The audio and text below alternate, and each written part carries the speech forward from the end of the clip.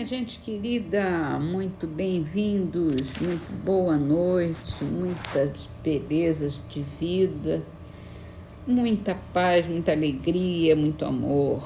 Vamos começar. Livro Espiritualidade e Vida, de Haroldo Dutra Dias. A palavra é a mais poderosa ferramenta do ser humano. Devemos manifestar cuidado e apuro em nossa linguagem. É necessário dizer palavras claras, assertivas, transparentes, sinceras, mas também respeitosas, livres de preconceito, ódio, rancor e julgamentos moralistas. Além disso, o modo como nos expressamos pode afetar mais o diálogo do que as nossas próprias palavras.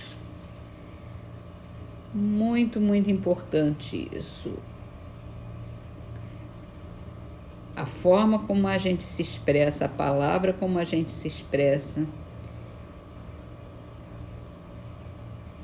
é a nossa presença no mundo, é a presença junto com as das pessoas. Então é muito importante que a nossa palavra seja do bem, que a nossa palavra seja clara, que seja sincera, que seja afirmativa, que seja com muito respeito, que não transmita nada de ruim para ninguém, sem preconceito, sem ódio, sem rancor, sem julgamento, qualquer julgamento que seja, porque a gente não está aqui para julgar ninguém, a gente está aqui para ajudar os outros. E se a gente tiver amor, o que a gente falar vai ser bem expresso.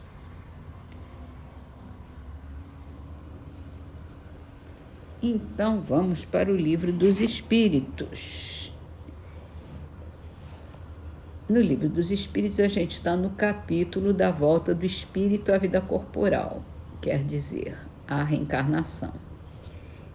E essa pergunta aqui de Kardec é muito complexa. É uma palestra inteira de 10 horas, quer dizer, de 2 horas, pelo menos. Fala sobre o esquecimento do passado. Ele perguntou assim: como o homem pode ser responsável por atos e resgatar faltas que não se lembra? Como ele pode aproveitar essa experiência de vida se ele se esqueceu? Poderia-se conceber que as tribulações da existência lhe servissem de lição se ele recordasse o que ocasionou aquela lição. Porém, se ele não se recorda disso, cada existência para ele é como se fosse a primeira, e então ele está sempre a recomeçar. Como isso se concilia com a justiça de Deus? Uma pergunta bem longa, bem complexa. E vem o Espírito da Verdade para responder.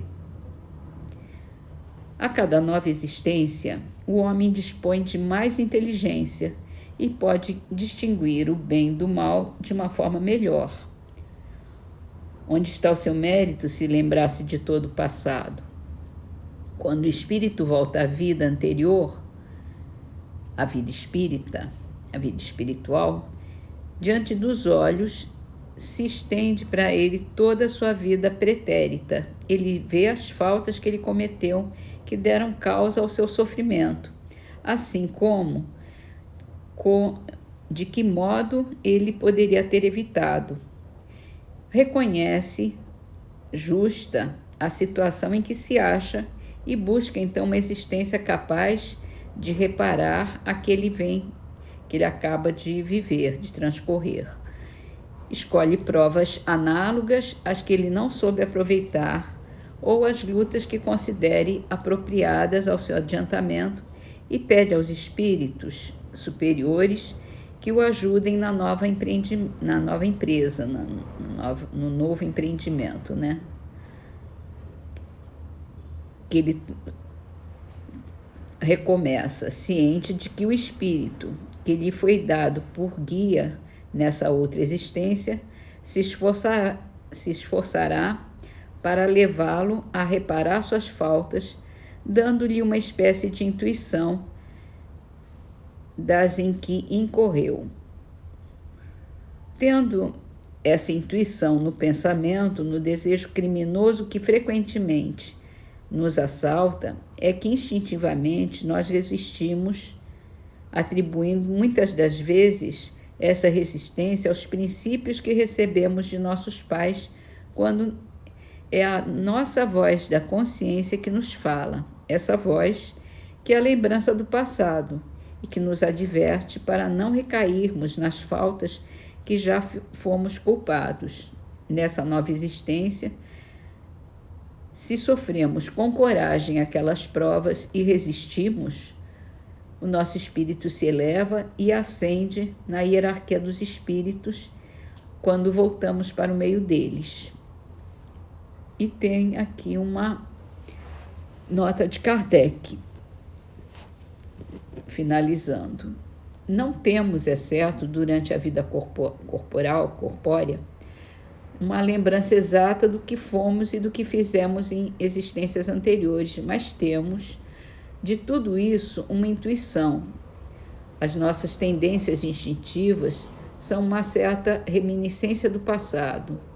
E a nossa consciência, que é o desejo que experimentamos de não reincidir nas faltas já cometidas, nos concita a resistência àqueles pendores. Quer dizer, se a gente tiver bastante consciência, se fizermos um exame de consciência, a gente tem até um bocado de clareza em relação ao que as nossas tendências, os nossos pendores para certos vícios, para certos erros, que a gente vê que é preciso, que é nesse ponto que nós precisamos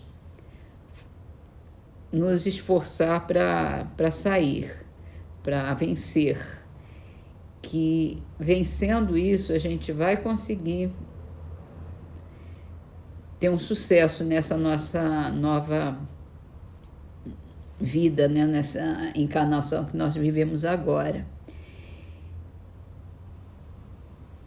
E essa intuição, ela também é reforçada pelos nossos protetores, nossos mentores, nossos guias espirituais que estão conosco, nos ajudando a desvencilhar do passado, a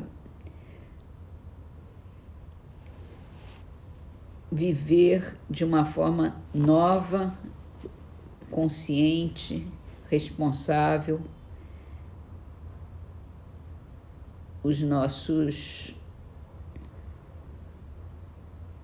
nosso novo presente.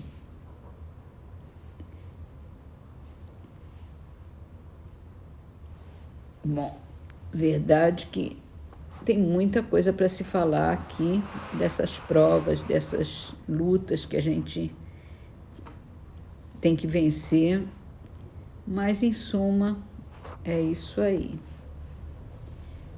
E vamos passar então para a Gênese de Allan Kardec também.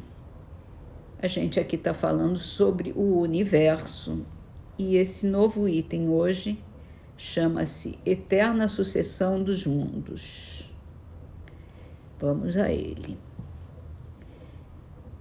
Vimos que uma única lei primordial e geral foi outorgada ao universo para lhe assegurar eternamente a estabilidade, que essa lei geral nos é perceptível aos sentidos por muitas ações particulares que nomeamos forças diretrizes da natureza.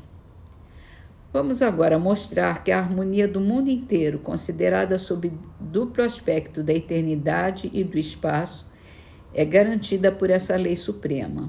Com efeito, se remontarmos à origem primária das aglomerações primitivas da substância cósmica, notaremos que, sob o império dessa lei, a matéria sofre as transformações necessárias, que levam do germe ao fruto maduro, e que, sob a impulsão das diversas forças nascidas dessa lei, ela percorre a escala das revoluções periódicas, primeiramente centro fluídico dos movimentos, em seguida gerador dos mundos, mais tarde núcleo central e atrativo das esferas que lhe nasceram do seio. Já sabemos que essas leis presidem a história do cosmo.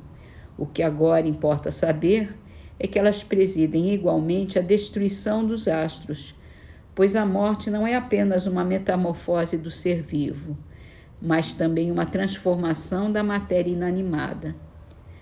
Se é exato se dizer em sentido literal que a vida só é acessível à foice da morte, não menos exato é dizer-se que para a substância é de toda necessidade sofrer as transformações inerentes à sua constituição. Temos aqui um mundo que, desde o primitivo berço, percorreu toda a extensão dos anos que a sua organização especial lhe permitia percorrer. Extinguiu-se-lhe o foco interior da existência, seus elementos perderam a virtude inicial, os fenômenos da natureza que reclamavam para se produzirem, a presença e a ação das forças outorgadas a esse mundo, já não podem mais se produzir porque a alavanca da atividade delas já não dispõe do ponto de apoio que lhe era indispensável. Ora, dar-se-á que essa terra extinta e sem vida vai continuar a gravitar nos espaços celestes sem uma finalidade e passar como cinza inútil pelo turbilhão dos céus?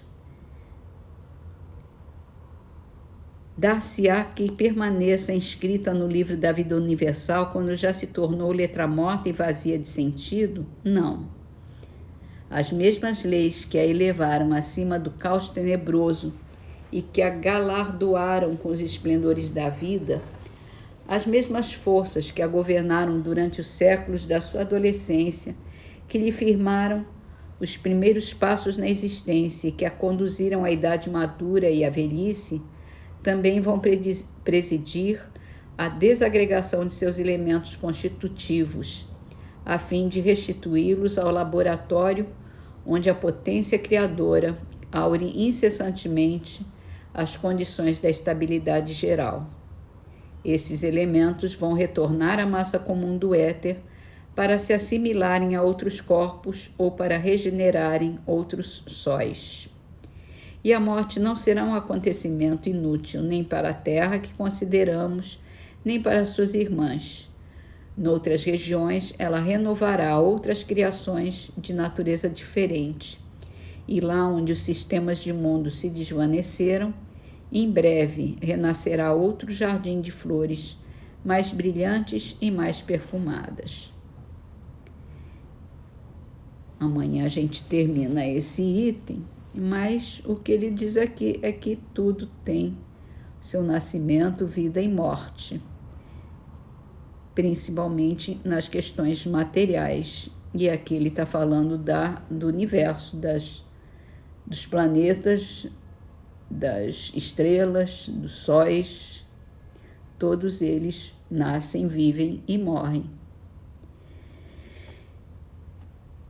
E amanhã a gente continua. Hoje vamos terminar as nossas leituras com a trovinha de Augusto de Oliveira, Temas da Estrada, é o nome dela.